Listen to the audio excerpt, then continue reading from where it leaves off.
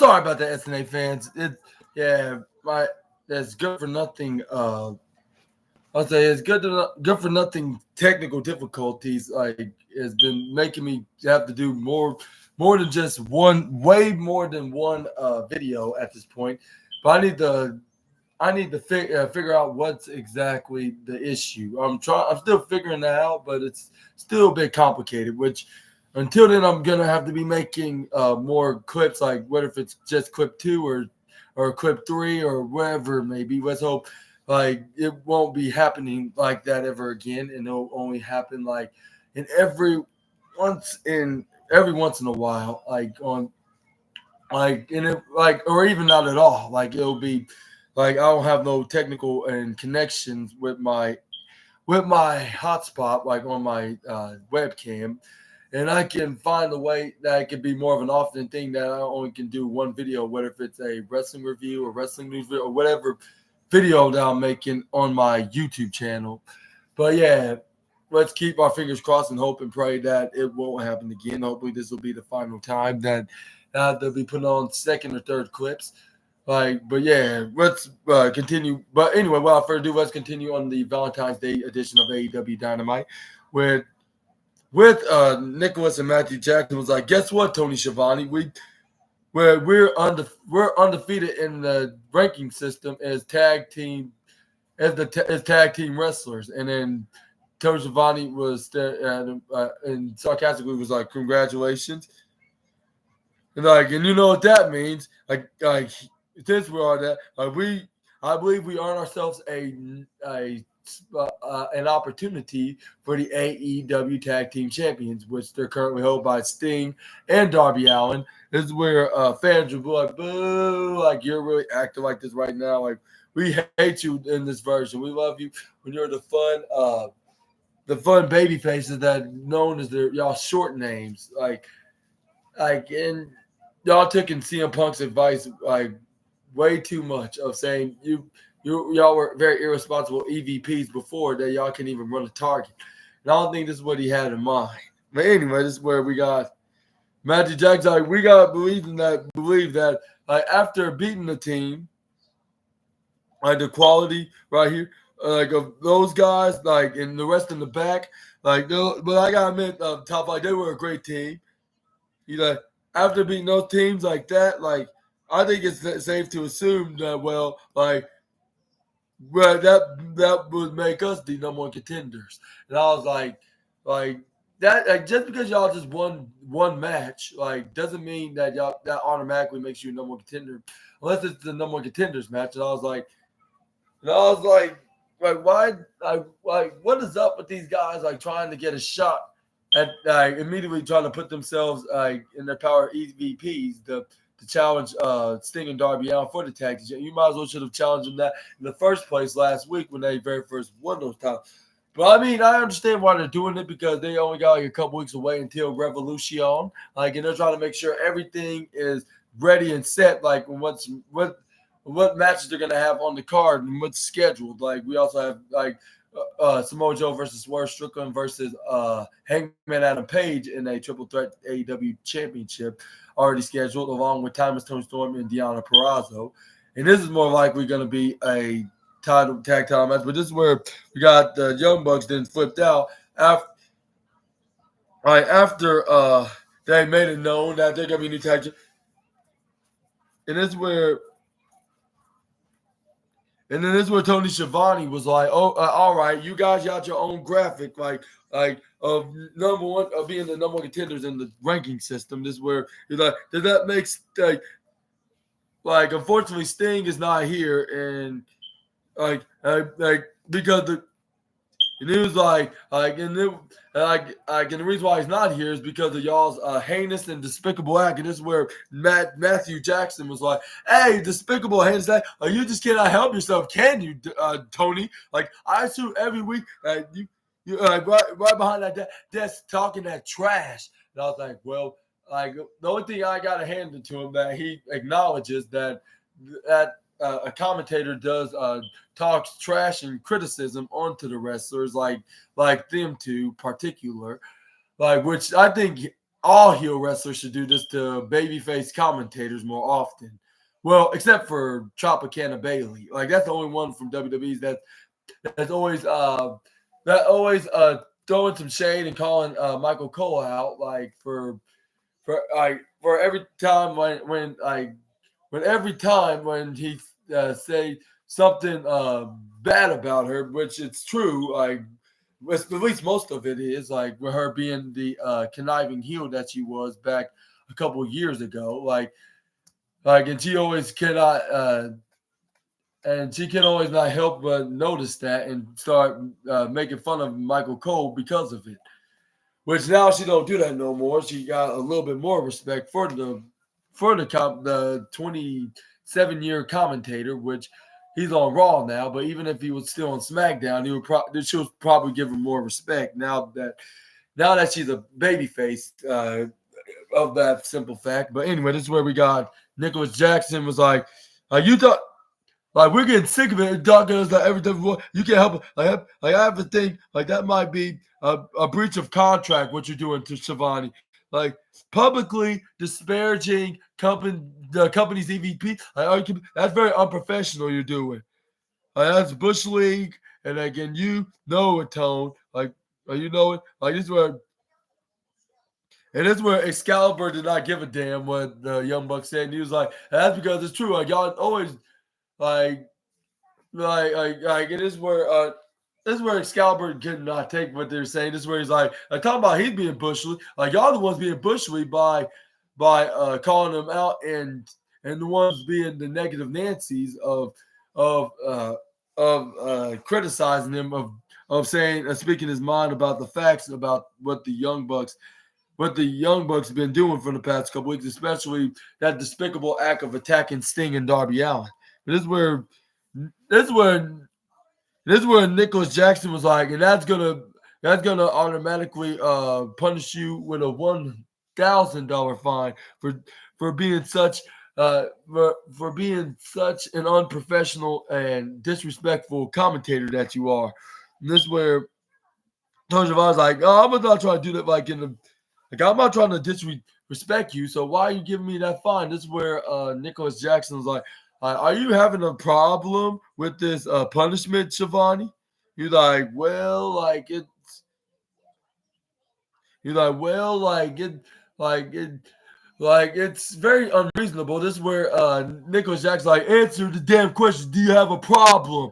Answer me right now. This is where they shoulder bumped him. This is where Matthew Jackson had to play peacemaker with him, he which he was acting like if he was some kind of a brainwashing married couple of trying to be peacemaker, but at the same time listening to him. But anyway, this is where we got Matthew Jackson was like, no, like Giovanni, like we don't mean it like that, man.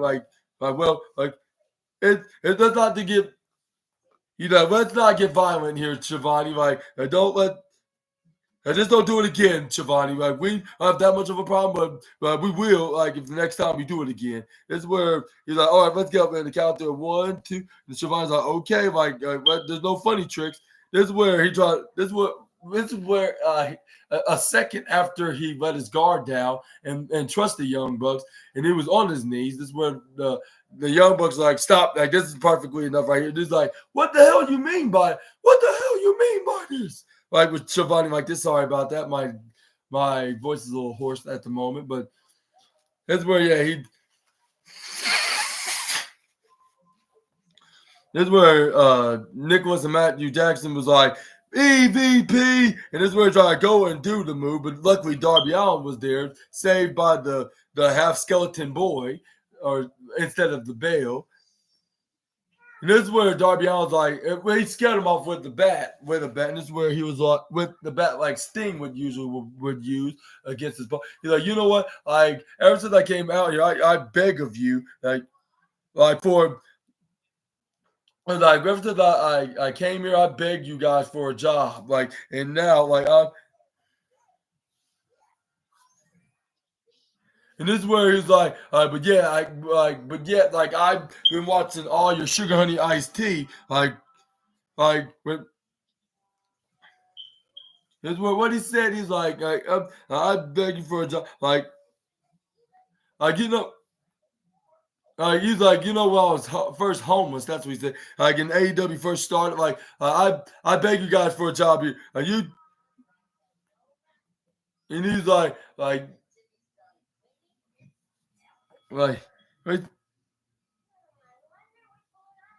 This is where he was but y'all weren't the guys that signed me. But yeah, I had to watch all your sugar and the iced tea, of you hiring all your California friends, into the company, from your California crew, and this was y'all thought y'all got it at the time when there was an EVP here, that we had an actual real EVP here that had half the brains that you ever had, and I was like, man, this is a clear reference to the man that's about to finish his story over in the other company, which we all know who that could be. But comment down below who I'm referring to when I say this. But anyways, let's say he's a nightmare of his opponents, and this is where Darby Allin was and I'm not just talking about Kenny Omega, which fans would you like. This is where fans were chanting Cody, Cody, Cody, just like the other company's fans were doing when we were all wondering who was Seth Rollins' opponent. Which we all know who is he referring to. Which I think Darby Allin is going to be in an interview in the next few days, and he's going to be probably saying that he hopes Cody does finish his story for him and his family of bringing a title home that his father has never brought home in his time in the wrestling industry. And he hopes he does finish the story and slays the Chief. But back to Darby Allin's promo, this is where he was when fans start chanting Cody, Cody. And this is where he did some more other rival company references. He's you gave a reason why you resigned. You gave a reason why you resigned AEW last year in an interview. As a matter of fact, and he was what did you say that in that interview was it? And this is where Excalibur hilariously was agreeing with Darby. I was like, yeah, tell us. And this is where Darby Allin was like, well, this is just. And this was he said the reason why y'all re-signed with AEW because the travel schedules are more lighter, the money was good, there was no. And this was it's not he was not it was not all about changing the world, and then the mystery was dead. I thought this was all elite wrestling. No, but it looks like this is all friendship wrestling. You know what? Think about the very first episode of Dynamite. Think about Darby Allin wasn't on it. You know who was? It was Brandon Cutler. That's who. And this is where fans who really cares for that guy? That guy is usually people either forget his name or say very mean stuff about him. This is where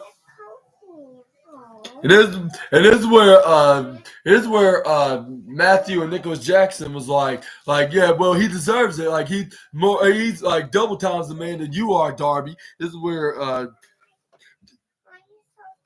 and this is where and then this is where Darby, I was I don't know what kind of tussles that you guys got going on. We're talking about Sting's final match. That's what this is all about, right, boys? Y'all want to be Sting's final match. Is that correct? This is where Matthew Jackson's yep, you said it, you already know. And this is where Darby, I was well, I don't think you guys understand, you got yourselves into. We're talking about a man that had nothing left to lose. I'm talking about a man that's going to do anything in his power to end you once and for all. And Young Bucks, I'm gonna tell you that the AEW Tag Team Championships is and this is where Matthew Jackson was continuing to break the fourth wall. It's come on, make it official. And that's where fans started. And one fan had a sign that said the Young Bucks fear Sting and Allen. like which I totally agree with them, like 100,000%. This, this is where Darby Allin's like the best way to describe this is it's showtime, and this is where Matthew Jackson was sarcastically clapping because you already know that Darby Allin automatically gave him the opportunity for the AEW World Tag Championship to get their revenge and their revenge and their retribution onto the EVPs of All Elite Wrestling. And do you think they will at Revolution, or do you think that the Young Bucks is gonna gonna uh gonna finish the job and taking away the AEW Tag Team Championships? Like because it might that what might happen. Not only that they're gonna defeat them in as undefeated tag teams, and they're gonna be the one that's gonna be the undefeated 2024 tag team. Like, but and also not only they're gonna retire Sting and be his last opponents in AEW and in wrestling. Like we're also probably gonna see new 3-time AEW tag champs, which I'm not sure if I can confirm it already, but I'll say in a prediction perspective, I could see that happening. Like because I'm not sure if there's gonna be any point of him retaining, regardless. And like you probably have to relinquish the title, or Darby Allin gonna have to get a replacement, even if they did retain the tag title. But I don't see that going to happen. I still think Darby Allin will still be in a feud with the Young Bucks and get this justice on the multi-time AEW Tag Team Champions, though. But not sure about him retaining like at Revolution. As much as I would love him to get justice on these very crazy EVPs as much as the next guy. It but it but in storyline perspective, I expect the Young Bucks be double strap gold for their third time in their AEW career. But let's move on to the next news. That's where we got Renee Paquette have a interview in the Bang Bang Scissor Gang of the Bullet Club Gold and the Acclaim with it was like, well, like Mr. Bang Bang Scissor Gang guys, like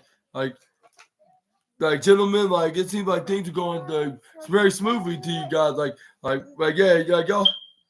Y'all are y'all both have some trios goal like from AEW and Ring of Honor. Like what's y'all's next goal? Like you guys, this is where Austin Gunn was like, yeah, Renee. First things first. Welcome to the Bang Bang Scissor Gang Lounge. First of all, and this is where And then this is where Anthony Bowens gave a gift to Renee Paquette because she's like a sister to him. And this is the first time he gave a Valentine's gift to a female, like for obvious reasons, of course.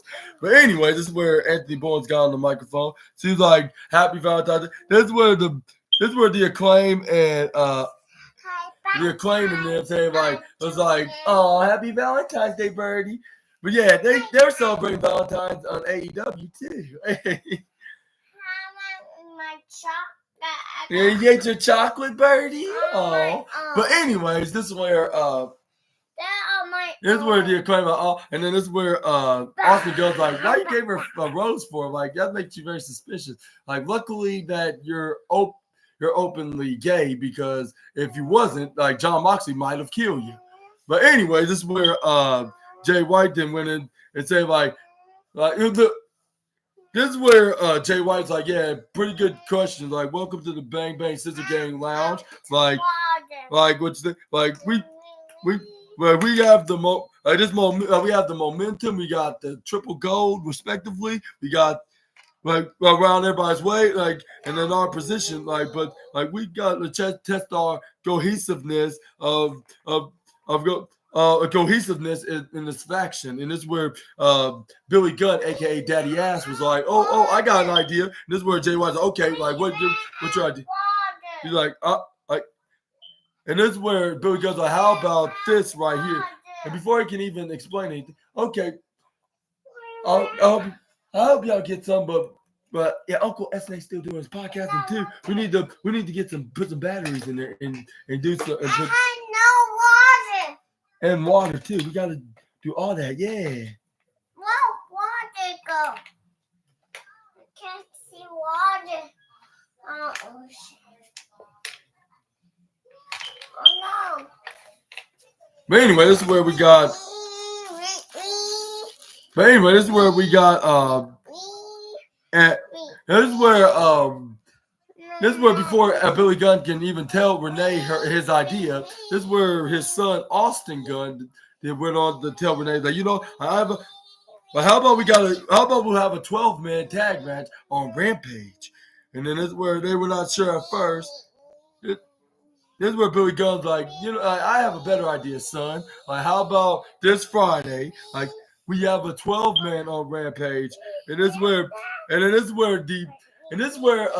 the Acclaim and the rest of the Bullet Club go. Colton Gunn and Jay White, Anthony Bowens and Max Cass like, that's like a great idea, Daddy ass. And then this is where Billy Gunn's son Austin Gunn was like, wait, didn't I just say that?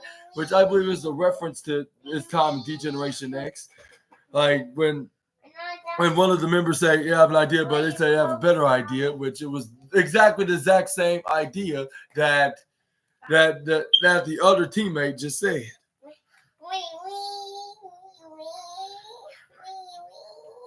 And then this is where Jay White's like, you need to be taking your pops' advice more often and learn a thing or two from him. And he was like, I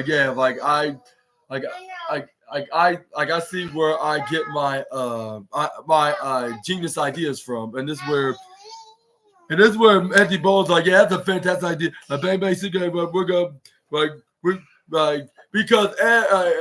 because everyone loves the Acclaim, like the Bang Bang Sister Gang is gonna win that 12-man tag match, and because everyone loves the Acclaim, and then this is where.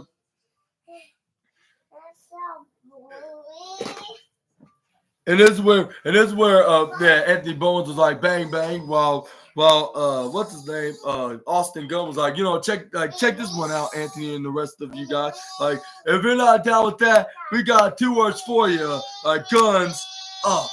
Which they all got their guns up, which the Acclaim had their scissors guns up. But next up we got but what are your thoughts on this? But anyway, what's your thoughts on Bang Bang Scissor Gang going to have a 12-man tag match, which is, I believe this is the first time I'll see a 12-man tag match in an AEW show. But this is where we have Willow Nightingale in a match against what's her name? It was Sky Blue. That's right. It was Willow the Pillow Nightingale, like within the match with Sky Blue. This is where they started things off. This is where Sky Blue tried Irish whip right into her side and to the bottom right, but this is where she had a cartwheel in the counter. This is where Sky Blue tries to run and attack her, but this is where she gets picked up by Willow, hit body slammed by the former New Japan Strong Women's Champion. This is where Willow Nightingale tried to go for a pin, but this is where she only got a 1 even by Aubrey Edwards. This is where Willow Nightingale's like, okay, like you're, like hello, like you're not very much of an easy target. This is where she tried to go for a body slam onto Sky Blue, but this is where Sky Blue got her in a dragon sleeper right onto Willow the Pillow. This is where she even have her in a what's that like in a sleeper like some kind of a sleeper hole, like a dragon sleeper hole, by putting her legs wrapped around her waist, and then with her put right onto the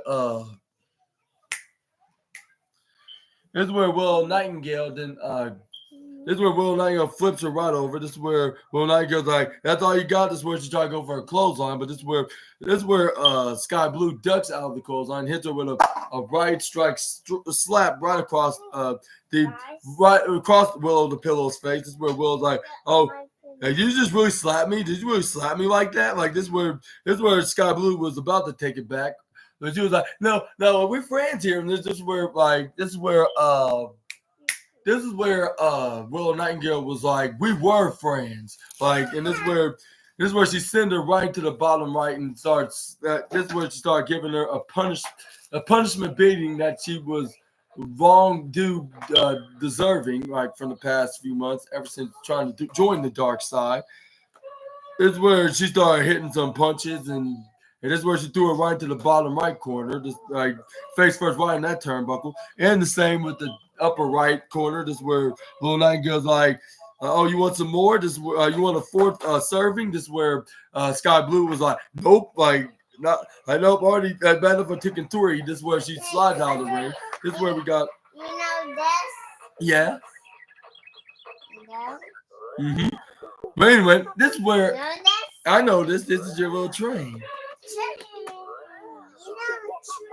But anyways, this is where Sky Blue was trying to take a breather on the outside onto the top corner. But this is where Will Nightingale chased her around the ring until Sky Blue got back in the ring, running right from the right corner side, trying to go for a clothesline to the former New Japan Strong Women's Champion. And this is where she tried to go for a back to belly maneuver, but she dodges out of her hold. She Irish whipped right to the right corner side. Willow didn't go for the top, right onto the bottom, not the bottom, the top corner. This is where she hits the flying crossbody right onto the Sky Blue. Then she sent it right to the bottom corner. This is where she spins around like, my back. Like, this is where Stokely Hathaway was convinced on how tough Willow is, how much of a tough cookie she is. And I was like, hopefully this doesn't mean that he wants to really have an affair with Willow the Pillow, which hopefully my nephew don't understand. Let's hope my nephew doesn't understand exactly where I'm coming from. But yeah, let's change the subject before he starts figuring out what I'm talking about, because this baby gets smart day by day. But anyways, that's where we got Will the Pillow hitting plenty of moves. And I believe on the outside area, this is where she even hit my signature move, which is the most dominating move in all of sports entertainment / pro wrestling, the Death Valley Driver, which I like to call it the Assassin Valley Driver. This is where Sky Blue to start hitting her moves right on the hurt with a headlock and then start booting her right into the bottom left corner. This is where we got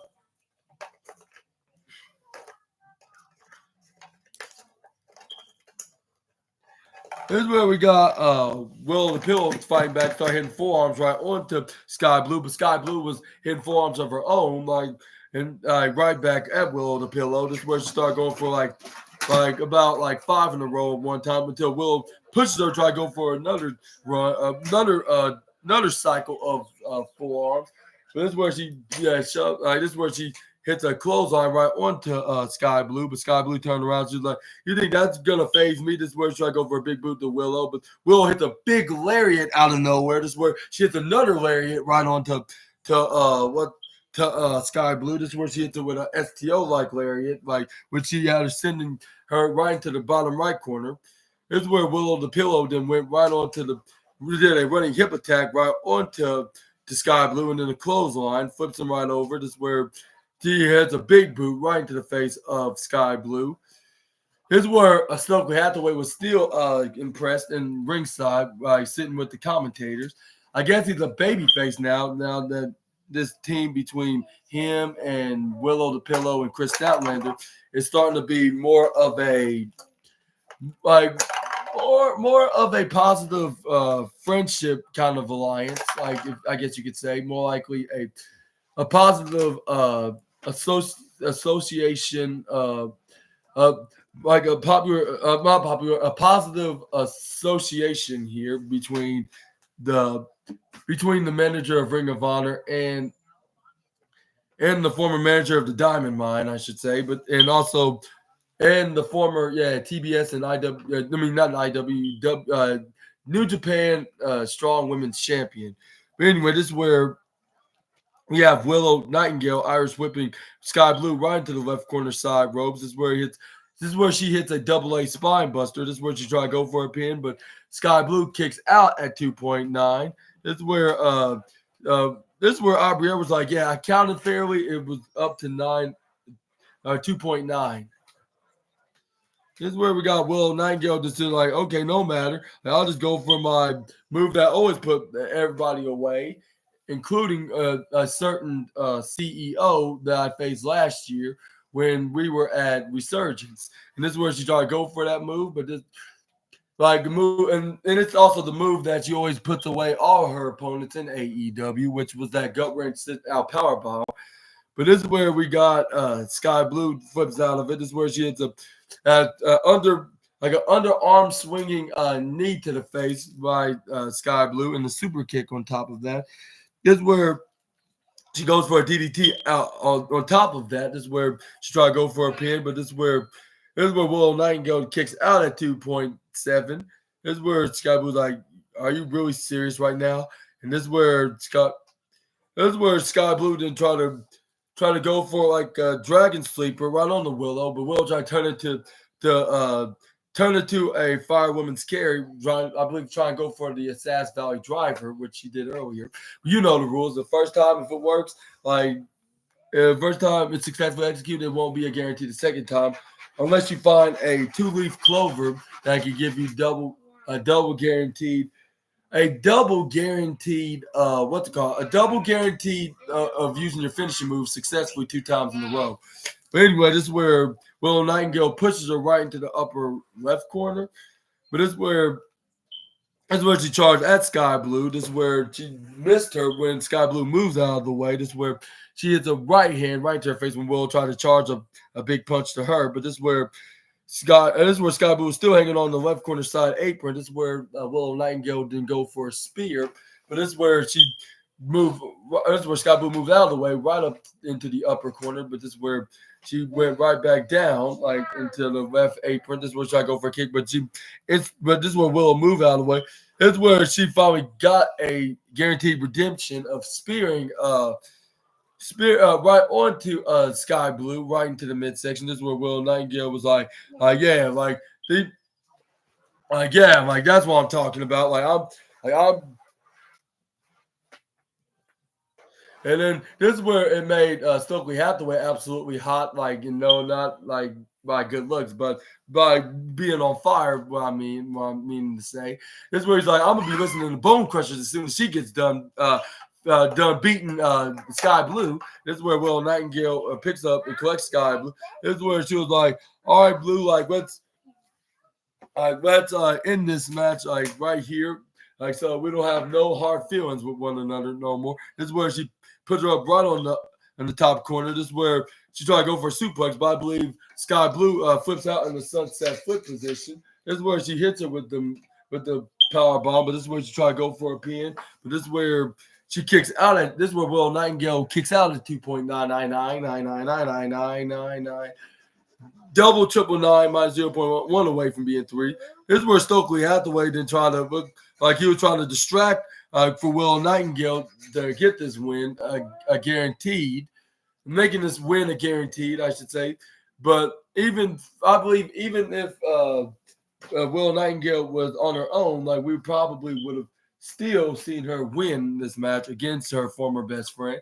Well, because she hit the cold brew. It looked like she could have won, and even if she did, she would have gotten away with it if it wasn't for a certain Mr. Manager that claims that he had a relationship with Willow Nightingale that helped Willow from being beaten. This is where we got.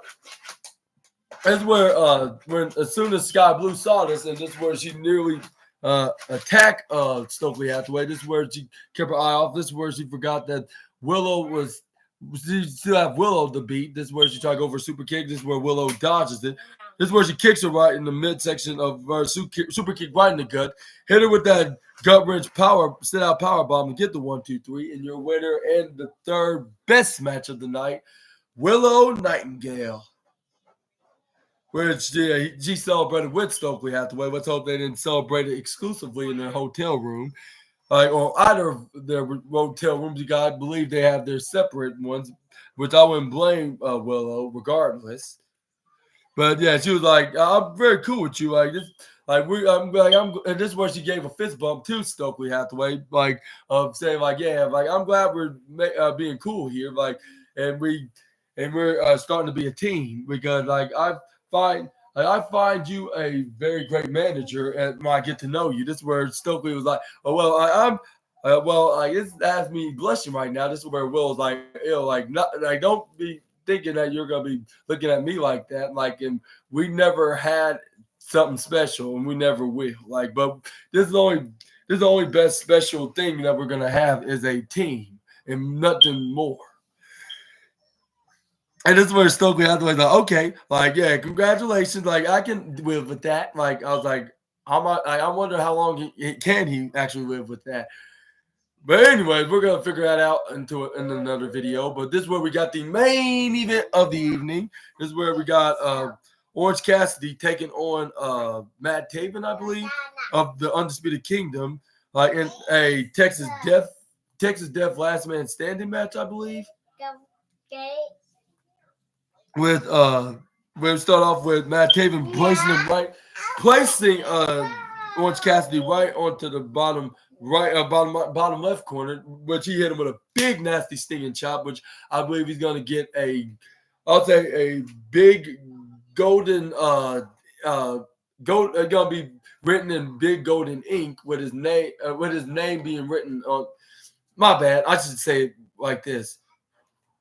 Like his name's gonna be written, which made Gunther put Matt Taven's name written in golden ink on how much envy he has with this guy being the latest guy on this list that hit the knife edge chop, which this should be known as the most overrated move in 2024 in AEW. But this is where we got in Gunther's eyes, at least, not mine. But anyways, this is where Orange Cassidy this is where he tried to Irish whip Orange Cassidy to the diagonal corner in the bottom right. Or no, not the bottom, the upper right. But this is where Orange Cassidy counters out of it. This is where he throws him instead. But this is where he stops himself from hitting the corner. This is where he flips right over. Hit the step up Enziguri right onto Orange Cassidy. This is where we got. This is where he hit the Blue Thunder bomb, like which he must have been arguing with Simon Miller, just like Chris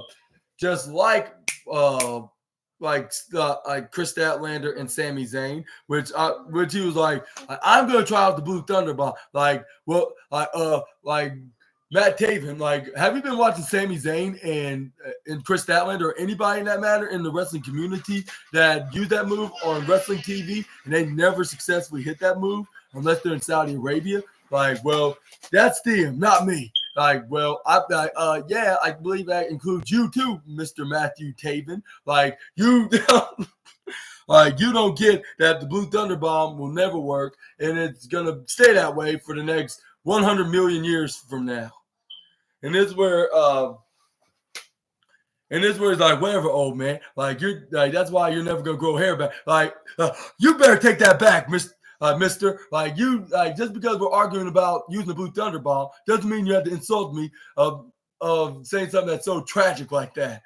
That's so traumatically, I'll say traumatically emotional. That's right. I'll say, yeah, that's something that's it doesn't mean you have a right to insult me in a traumatic manner. I should say, yeah.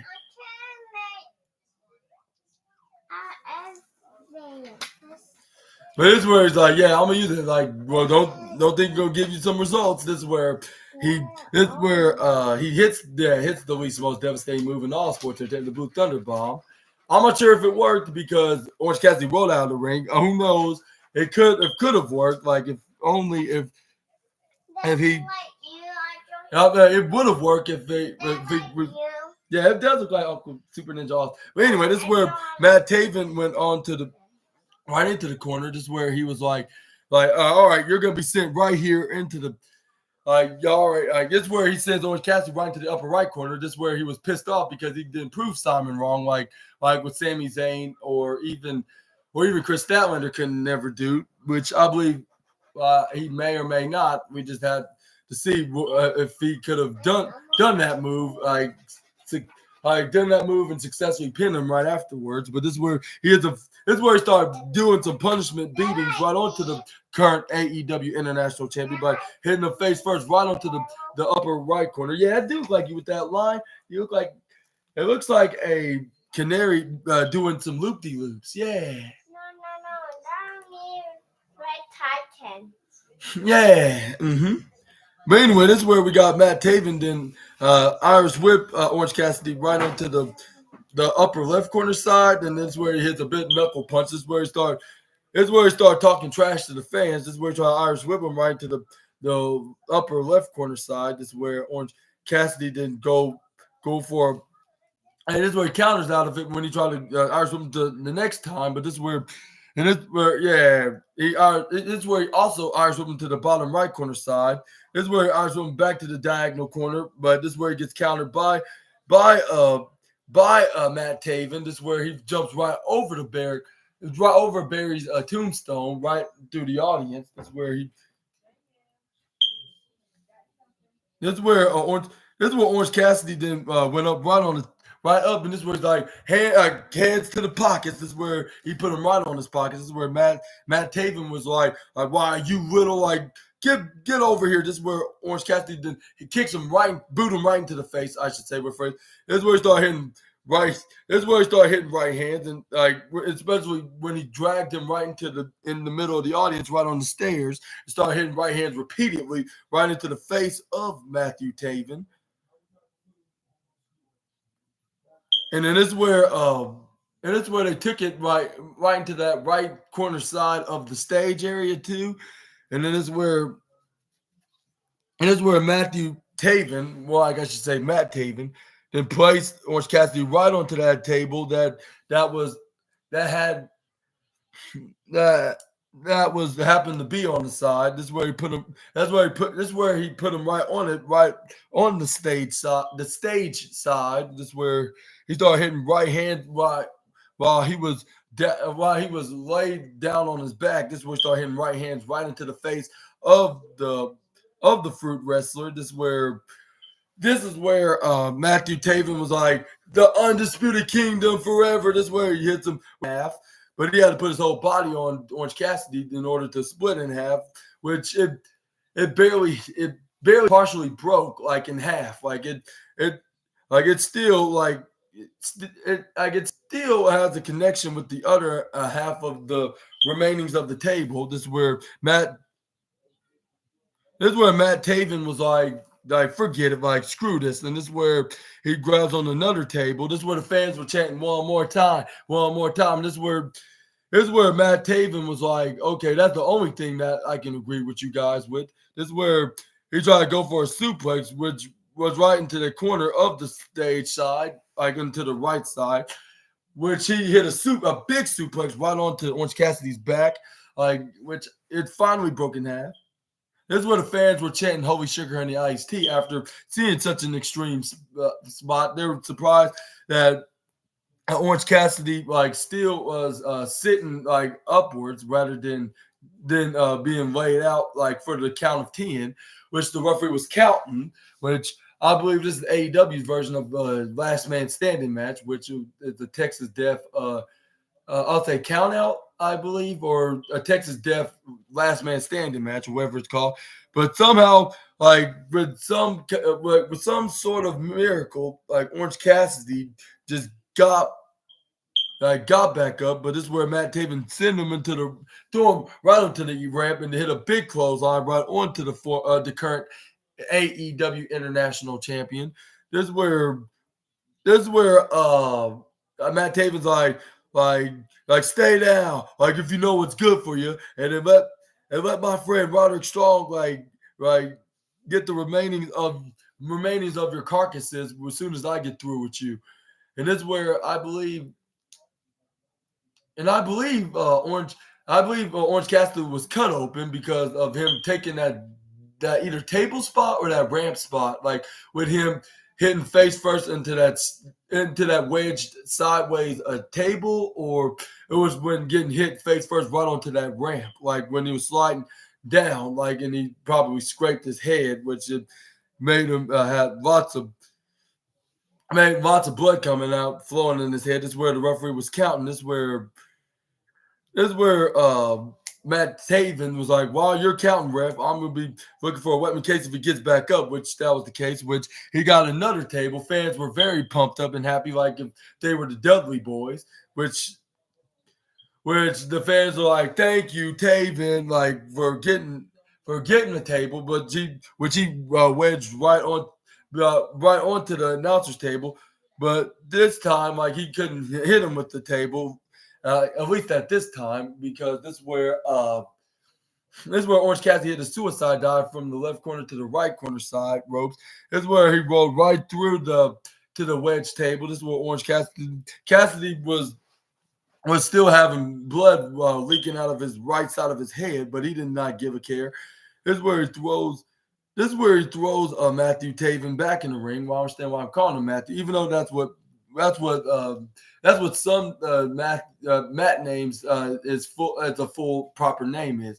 It's which Matt's short for Matthew, which that's true, but he's known as Matt Taven. He's not like Matthew Jackson of the Young Bucks. Like we don't have to properly say his name correctly, and if we say his name short, like in the short name, like we don't have to worry about him trying to find us. Which he's not. Luckily, he's not an EVP, and two, even if he was, he still would be cool to be known as Matt Taven.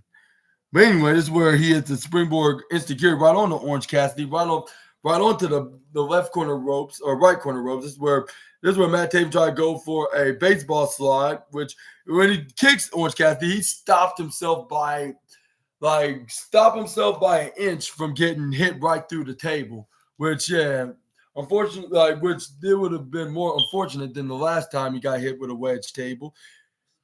And this is where Matt Taven was like, why did it not work? I was like, I think I know why, because you already hit him with that move. And once you hit certain moves right onto your opponents, like whether it's right through a table or just the move, like a signature finisher move, if you successfully hit the first time, second time won't strike the same lightning in the same direction. But this is where he tried to run right to the left corner side to the right corner for a suicide or a dive. This is where he moved. This is where Orange Cassidy moved right out of the way, and he landed face first right onto that wedge table, which backfired right onto Matt Taven. This is where fans were chanting "Holy Sugar Honey Iced Tea" more louder than they did when Matt Taven threw Orange Cassidy right to that wedge table, right onto the stage side. Like, this is where fans would continue to say their Holy Sugar Honey Iced Tea chants. This is when Orange Cassidy's like, yeah, you said it. Like, I never seen nobody took such a bump like this. Which I'll say Matt Taven I'll say he's the GOAT of taking bumps. Like, I got to hand it to the Undisputed Kingdom member at this moment. Like, I was like, wow, like, how in the hell, like, did he took that? Like, not even The Undertaker and Roman Reigns would take such a very dangerous spot, like of jumping right off the top rope and when their opponent moving out of the way, no selling it, like with them jumping right through the table, like or going right through the table with that dive. Which I would say the regular tables is not as worse as the announced table, but still like very painful. And considering it's made from wood and it's gonna be splinters all around his head, which I believe it got him custed open. And this is where the fans were chanting, "This is awesome," because they've been doing very awesome spots and moves and making this match very, very, very interesting to watch in the main event of tonight's AEW Dynamite, the Valentine's edition. And speaking of Valentine's Day, this is where Orange Cassidy got a Valentine's gift from his good old friend Chuck Taylor. Like, this is where this is where it says to OC, like OC to CT. That's what it said. To OC from OT. Yeah, not OT. Oh no, OC, like to OC from CT. That's where he grabs the box of chocolates. That's where he opened the box of chocolates out, which it did not hold any chocolates, rather than thumbtacks. Yeah, that's right. You heard me correctly. It was thumbtacks rather than chocolate. I was like, that was a bummer. But at the same time, he could use that for his advantage against Matt Taven on tonight's Texas Death Last Man Standing match, which this is where he placed him right to the bottom right corner. This is where he tried to go for a suplex off not the bottom right, the upper left, the upper right. But this is where Matt Taven countered out of it and then pushes Orange Cassidy right back first into the thumbtacks, which he was screaming in hellish agony, like, which, if that makes sense, but yeah, he screamed in very agonizing pain, like, because that was very deadly and very very, I'll say, painful in general. Like, you do not want to get hit with thumbtacks. Very unforgiving. Yeah, and they're very worse, and it gets worse like when you get them taken out. Like, just ask plenty of wrestlers like Chris Jericho and Britt Baker that. But anyway, this is where we got Matt Taven to go for a frog spot, but he landed worse than Orange Cassidy did, which was right into his midsection. Like, he landed right, tried to go for a frog spot, and thumbtacks everywhere when Orange Cassidy moved right out of the way. When he tried to frog spot right through the thumbtacks, I get backfired on him.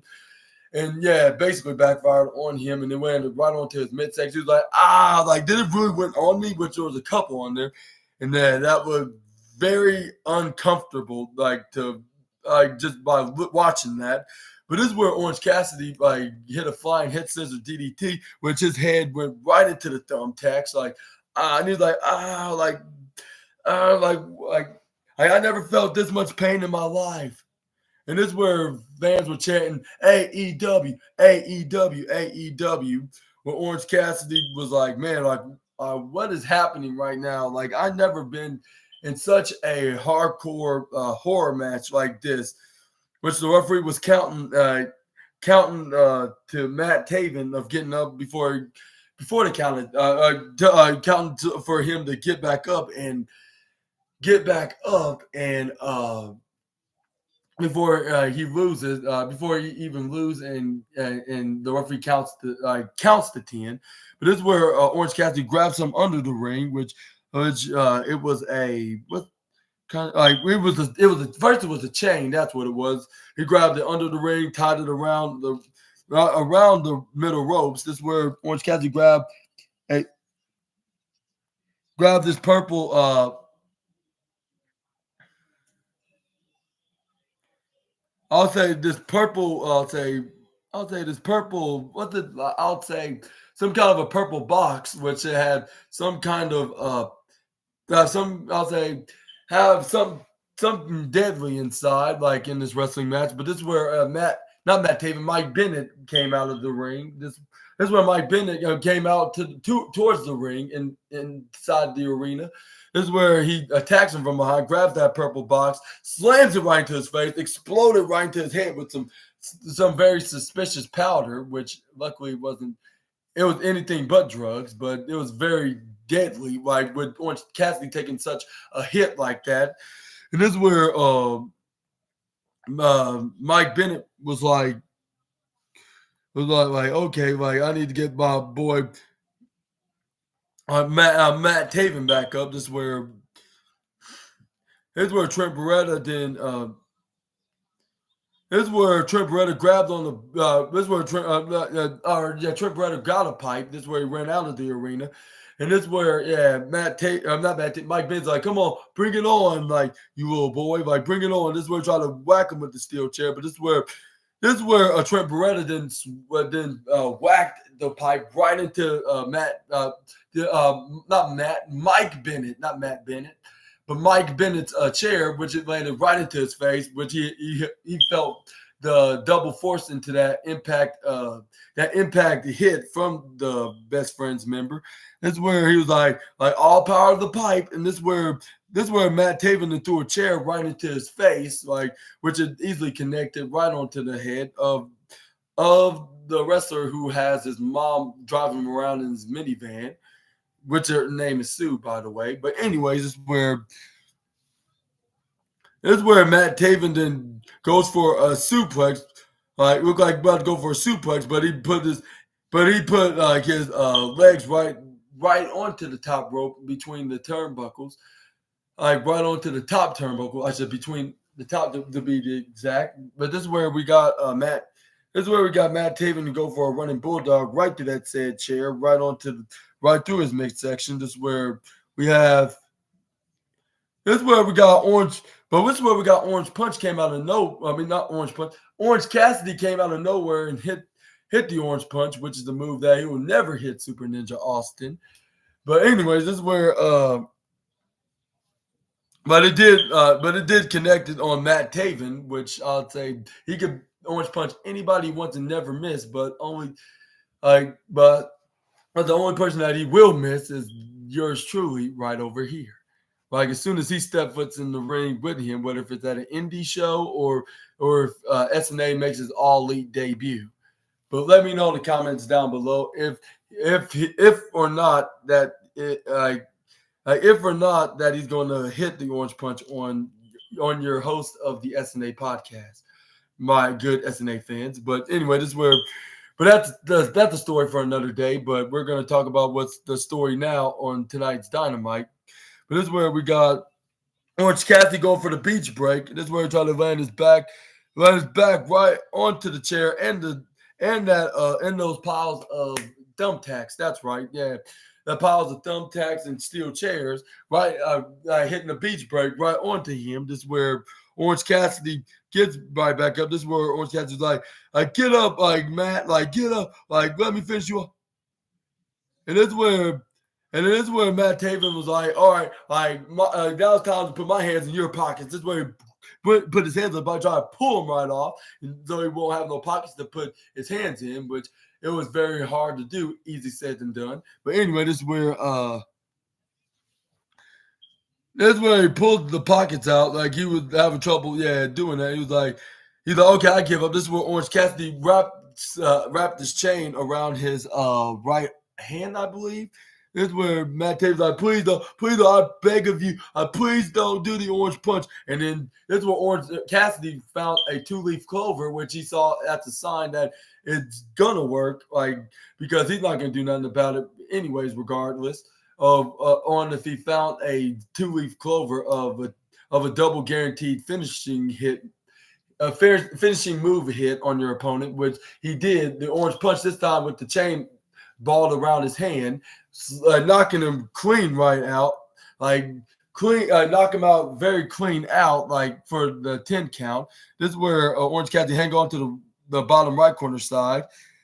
This is where referee was counting the 1, counting the 2, counting the 3, and then 4 until Roderick Strong came in. This is where he tried to hit the big single knee strike right on the Orange Cassidy, but luckily Trent Beretta was there to save the day, to get out of so he won't hit Orange Cassidy to mess up the count, so the referee can redo the count in this last man standing match. And this is where Orange Cassidy grabs on to Roderick Strong, throws him out of the ring, and this is where the referee was continuing this count like 7, 8, 9, 10. Like he cannot. He cannot compete no more. Ring the bell, and this is where we had our winner in the main event match, and the best number 1 match of the night. And your winner is your current AEW International Champion, which is the freshly squeezed orange wrestler Orange Cassidy. Which, Trent Beretta and Orange Cassidy was celebrating in a very bruised and bloody state. And then this is where we got, this is where Roderick Strong's like, you may have won this battle, but you're not going to win the war of the championship at AEW Revolution. This is where Orange Cassidy was saying like, he just don't know. Like, yeah, I have plenty of tricks up my elbow pad, and he just don't know, and he's going to find that out one way in AEW Revolution when it's too late for him to react on it. This is where we got, what's his name? Trent Beretta get him back up. But yeah, that's how AEW ended tonight. And I would give tonight's AEW Dynamite perhaps 3.5, but I'll give him a 4. I'll say 4 out of 5, a 4 out of 5 star show. Even though there was a little, a very few, I'll say flaws and I'll say not mistakes. I'll say more likely like flaws and some what's that word? I'll say there was a few little flaws. That's the best way I could describe it. Like a few botches and flaws. Like, but other than that, it was unnoticeable. Like it was still a very, very, very awesome show. Hopefully you guys enjoyed AEW and how y'all thought of AEW tonight. Let me know in the comments also about that as well. And also let me know how y'all would rank AEW tonight. And do you think that it deserves 4 stars, or do you think it deserves a little less or a little more? Just sound off about that in the comments down below. Sorry I sound like this. I feel a little. Sorry I sound like this. I'm just having my voice is a little hoarse right now, so I can sound like my usual self. So please bear with me. I apologize. I promise I'll make sure to get the cure this issue with me being hoarse. But yeah, and yeah, sorry if I sound like if I'm not sorry if I'm not sorry I'm not sounding like my usual self, and my don't look like my usual self. Because I'm a little tired. I got up a little too early today, and yeah, it's been unusual with my schedules of me getting up and when I go to sleep. So yeah, I'll make sure to get more rest while I can. Like as soon as I get done making this video, and yeah, I've been your host Super Ninja Austin, and I'll tell you more about my I'm sorry, yeah, and also I'll tell you more about my fun experience tomorrow or any other day on my wrestling news video, and going to I'll say I'm going to make my wrestling news video, which we'll be talking about the wildest wrestling news stories and rumors that you SNA fans need to know from the Ringside News article, I believe. Yeah, Ringside News. And also, yeah, please, if you like this video, please make sure to hit the big thumbs up on the first and second as well, and in this third clip as well. I'll say not as well double times, doubly speaking, but I'll say also like that. And comment down below and subscribe. Click the bell notifications icon button, so you can be the first one to be notified when I upload my latest new videos. Yeah, make sure to check out my wrestling news video. So, but yeah, hopefully you guys have a great.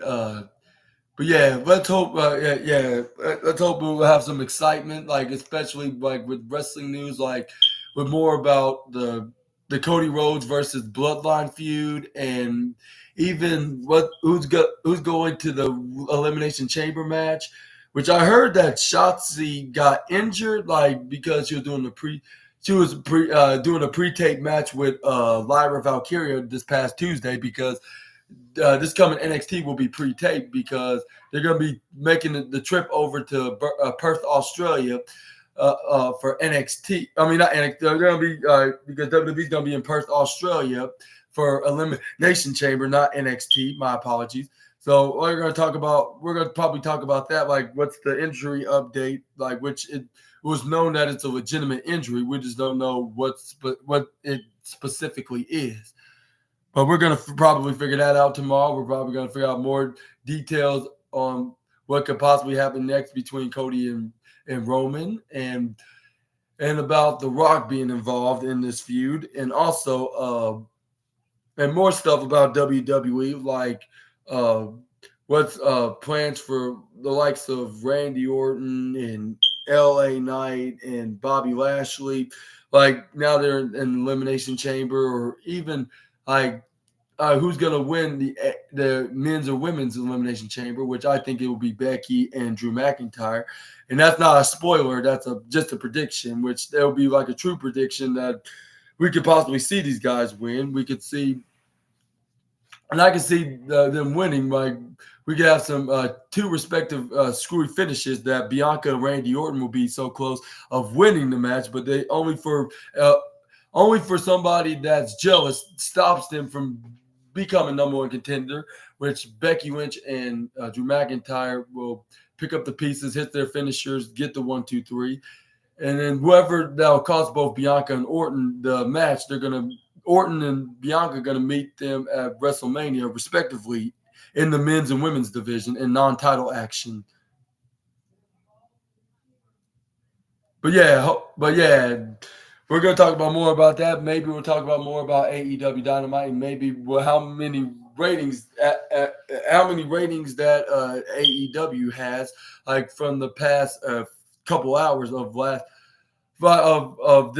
tonight's AEW broadcasting, and we're gonna see if it increased or decreased. Which only one way to find out is to check the wrestling news tomorrow. But yeah, make sure to check it out and stay tuned till then. Hopefully, you'll have a great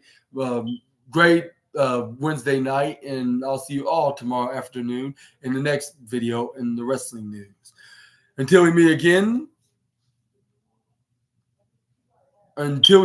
Super Ninja Austin, the assassin, out of here. Sorry for not saying the whole thing, but make sure I got everything right before I say goodbye to everybody. But yeah, good night and happy Valentine's Day. Hope you had a great Valentine's Day, like all day today. But bye-bye, my SNA fans. See you tomorrow.